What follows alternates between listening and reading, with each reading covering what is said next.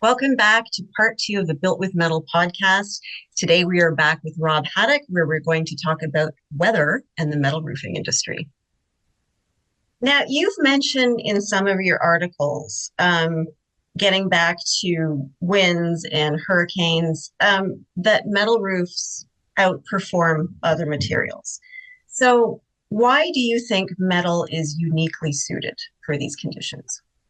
Well, the root of the answer to that question is that it's a very inert material and it doesn't change with age.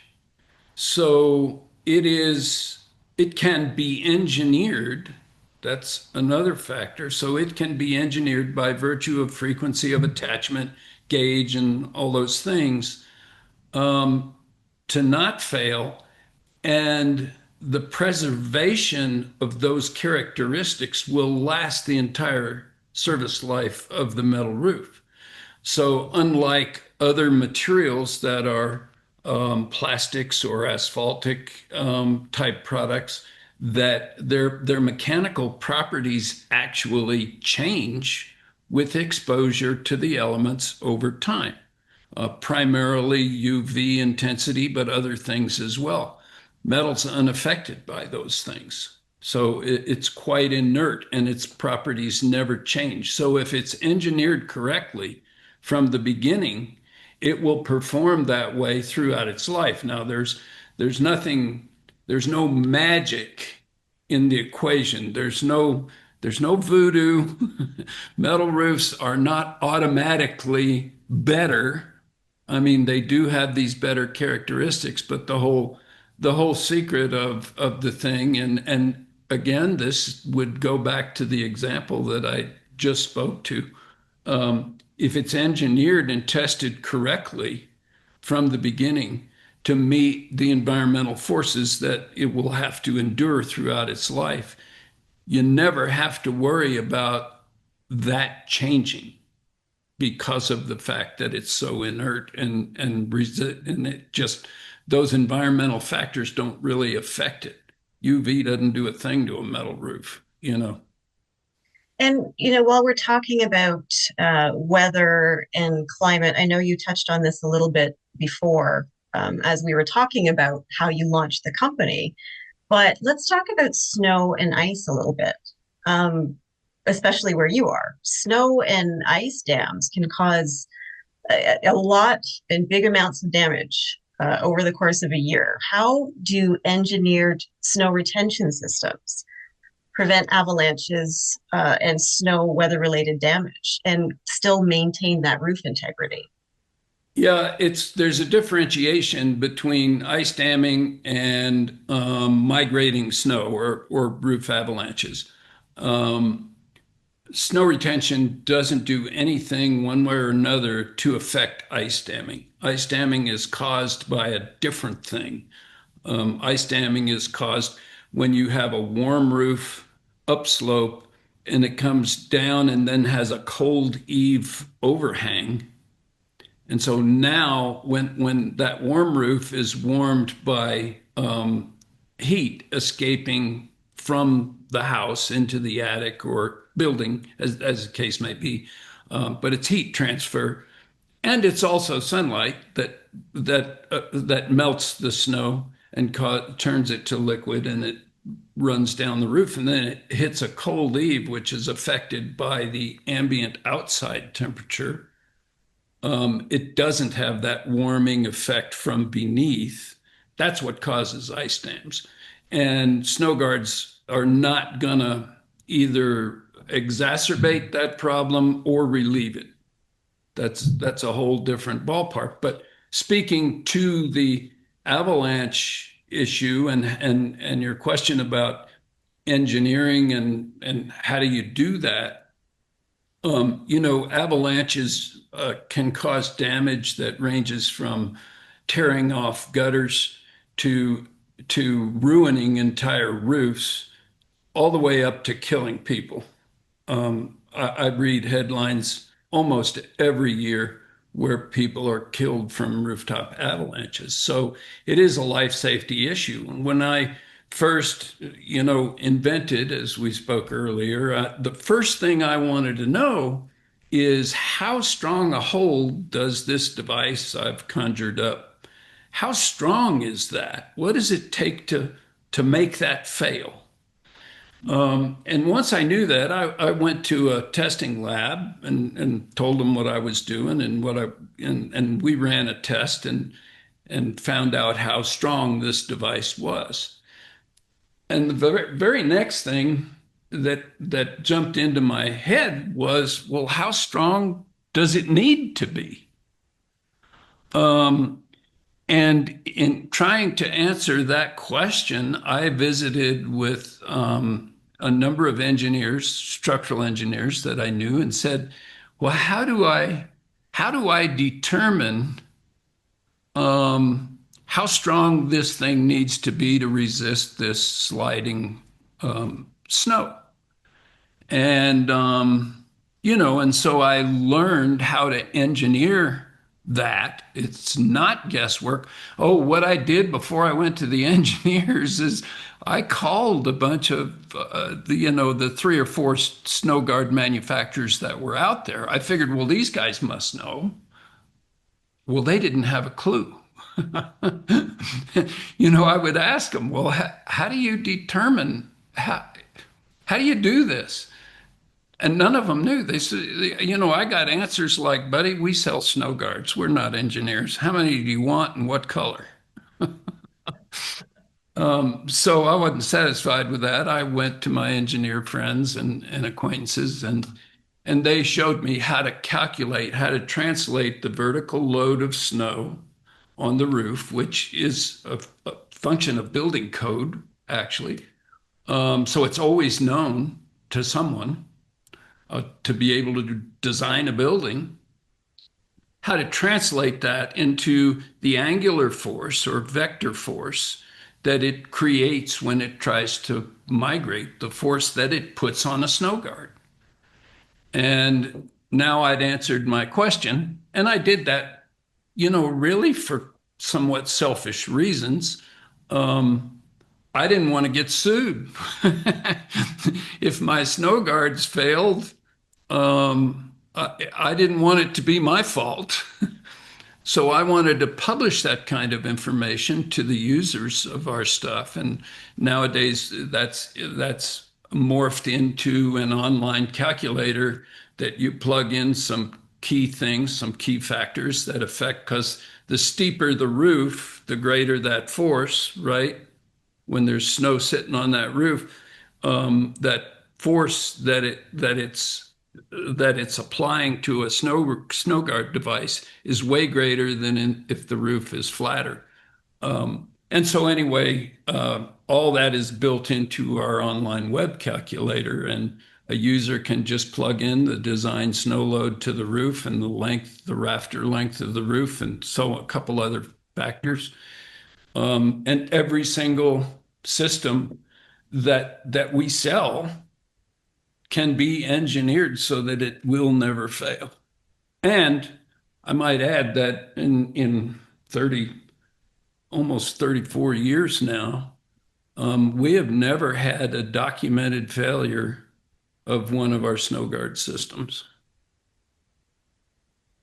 So And that's people, why it's not voodoo, it's science and math.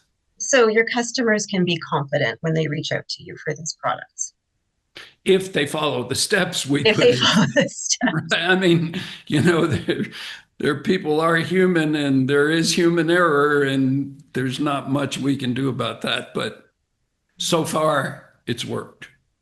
So when it comes to weather, we've talked about lightning, we have talked about wind, we've talked a little bit about ice and snow. What do you have to say when it comes to metal roofing and hailstorms? Metal roofing is the most hail resistant roof that there is, except maybe 1 inch slate. And nobody uses 1 inch slate anymore. So it is superior to every other roofing material there is when it comes to hail resistance. But if you talk about hail damage, you got to first define, well, what is damage? And the insurance industry has figured out that there is such a thing to differentiate. They've kind of dichotomized the word damage into it's either cosmetic damage or functional damage. And most of the research around hail has focused on functional damage. What, what constitutes functional damage? And and the definition generally filters down to any damage that either shortens the life of the roof or causes a fracture, and therefore a potential for a leak. That's simplifying the language, but that's really kind of what it boils down to. So when you apply that definition of the term damage to a metal roof, it excludes a cosmetic effect. So if the cosmetic effect is one of the nature that would also reduce the life of the roof, then it's both cosmetic and functional. But that's where metal shines, is that it is an extremely rare thing to see a hailstorm or a hail size that causes functional damage to a metal roof. Now, if you're a homeowner, cosmetic damage, to you is undesirable. And the insurance industry, paid claims for cosmetic damage for a lot of years until it was overwhelming.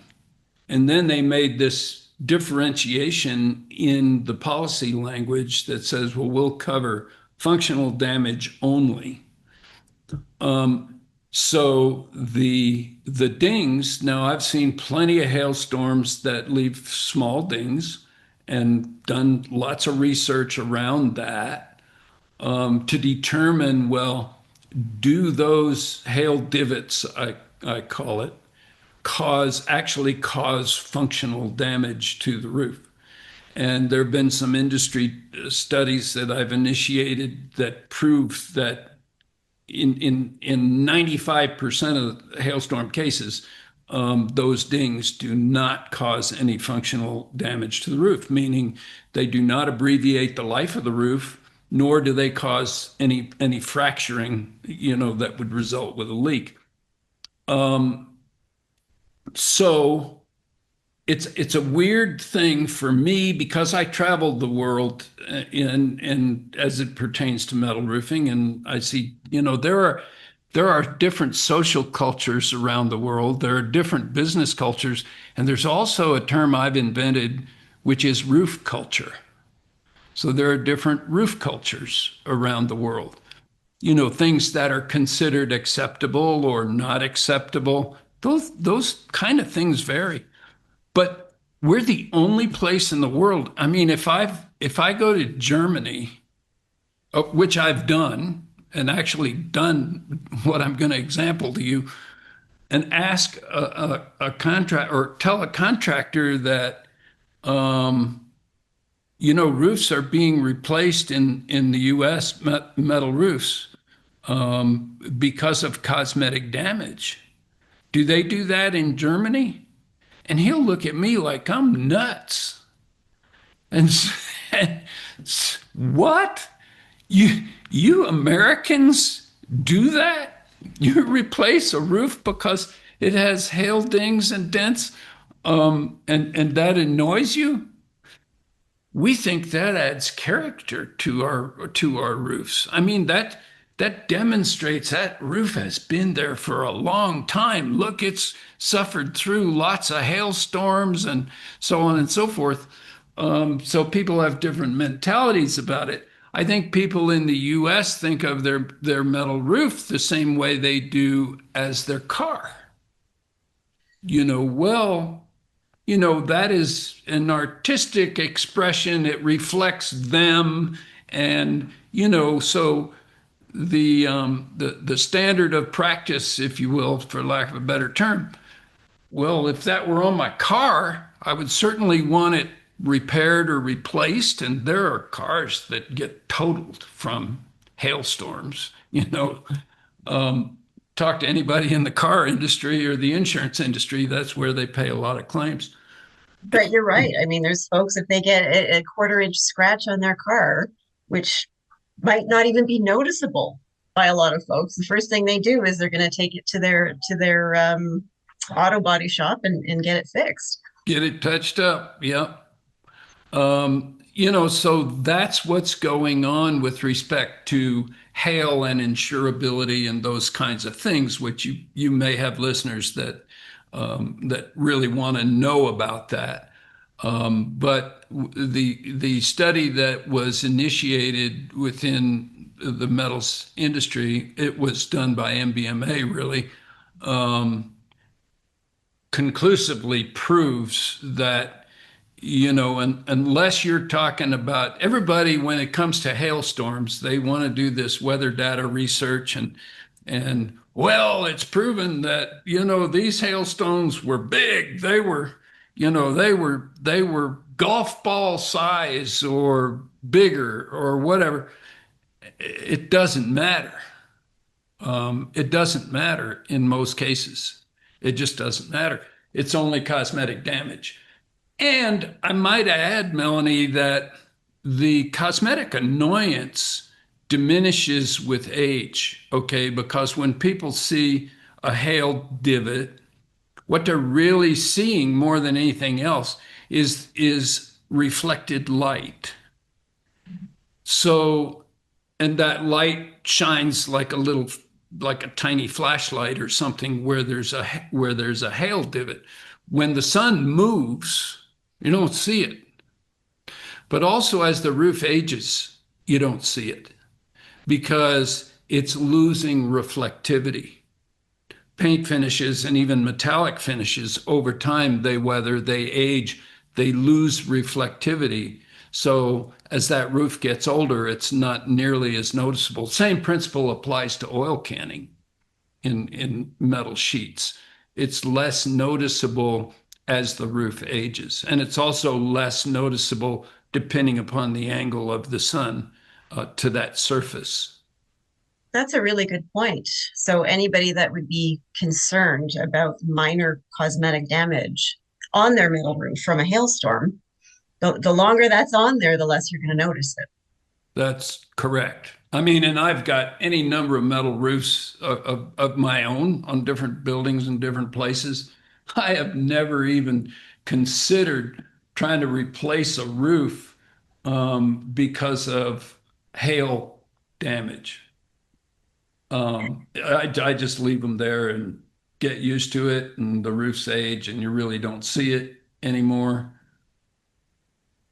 Well, this has been great, Rob. I know the weather instances, especially this year, have really been on everyone's mind. And, the durability of metal, the structural integrity of metal, is definitely something that I think our readers and listeners are interested in, not just because of the weather events of this year, but moving forward into 2026 and beyond. So thank you for sharing your expertise on that topic. I appreciate you taking the time with us today. Is there anything else you wanted to say on the topic of weather? Nothing that comes to mind. Okay, I'll leave that. Enjoy the weather if it's good and go inside if it isn't. All right, I can take that part. Life happens, right? And weather Life happens. If it's raining, then go get an umbrella, right? For our listeners, to find out more information about S-5 and the Metal Roof Advisory Group, visit s-5.com or rmhaddock.com. And you can also find more resources on the Metal Construction News website. Thanks again for tuning in to the Built with Metal podcast. I'm Melanie Kowal.